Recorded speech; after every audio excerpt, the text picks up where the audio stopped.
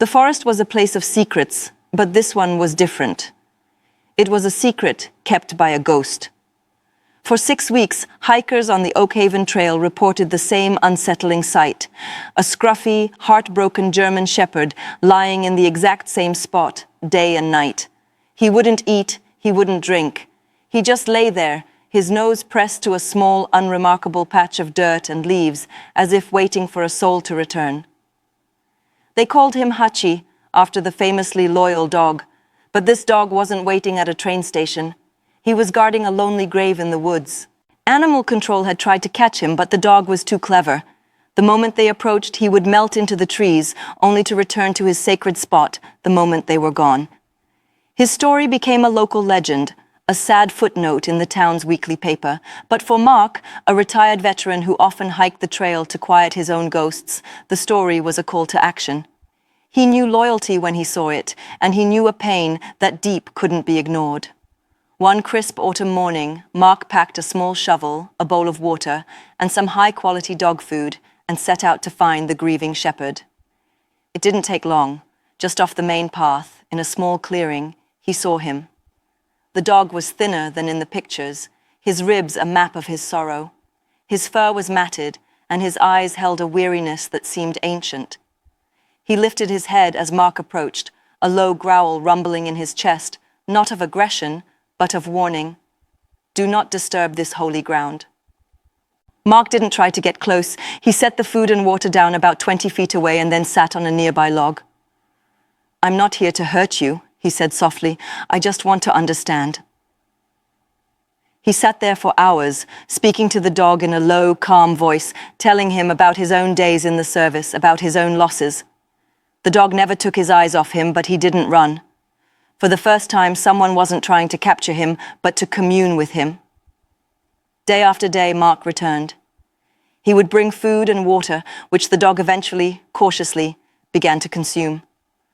A fragile trust was being built across the clearing. The dog, whom Mark had started calling Buddy, would even let out a small, almost imperceptible wag of his tail when Mark arrived, but he never, ever left his spot.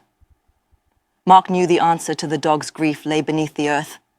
He had to know what Buddy was guarding with such unwavering devotion. On the 5th day, Mark brought his shovel. As he approached, Buddy stood up, a deep whine escaping his throat. He looked from Mark to the patch of ground, then back to Mark, his eyes pleading. It was as if he was finally giving his permission. "Okay, boy," Mark whispered, his heart heavy. "Let's see what's got you so broken up." He began to dig. The soil was soft, recently disturbed. The dog whined beside him, a heartbreaking sound of anguish and anticipation. The first few inches revealed nothing but dirt and roots. Mark began to wonder if he was wrong, if this was just a dog's strange obsession. But then his shovel hit something soft, wrapped in a faded blue blanket. He dropped to his knees, his hands shaking as he gently brushed the dirt away. It wasn't what he expected. It wasn't the remains of an owner, as the legend suggested. It was something much smaller, and in many ways, more tragic. He carefully unwrapped the blanket. Inside, nestled together, were the tiny bodies of 3 newborn puppies, perfectly preserved in the cold earth. They were gone. A stillborn litter. Buddy hadn't been mourning an owner who had abandoned him. He had been mourning his own children, the family he never got to have. He was a father, standing vigil over the grave of his lost babies, refusing to let them be alone in the dark. The truth was a punch to the gut. Mark looked at Buddy, and for the first time, he saw past the grief to the profound fatherly love that fueled it. He wasn't just a stray dog. He was a parent in mourning. Mark's own eyes filled with tears, and he couldn't stop them from falling onto the dirt. He sat there, in the quiet woods, and cried with the heartbroken dog.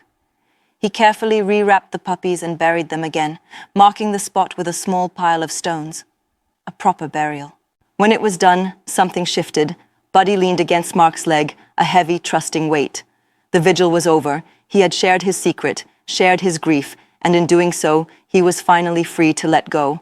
Mark stood up, and for the first time in 6 weeks, Buddy stood up with him and took a step away from the grave. He followed Mark out of the forest, leaving his sorrow behind in the clearing. Buddy went home with Mark that day.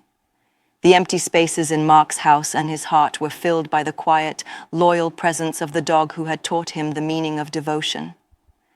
The physical wounds healed, the matted fur was brushed clean, but the bond they forged in that forest was eternal. Sometimes, the deepest loyalties are not for the lives we lived, but for the dreams we were forced to bury. And sometimes, healing only begins when someone is brave enough to help you dig.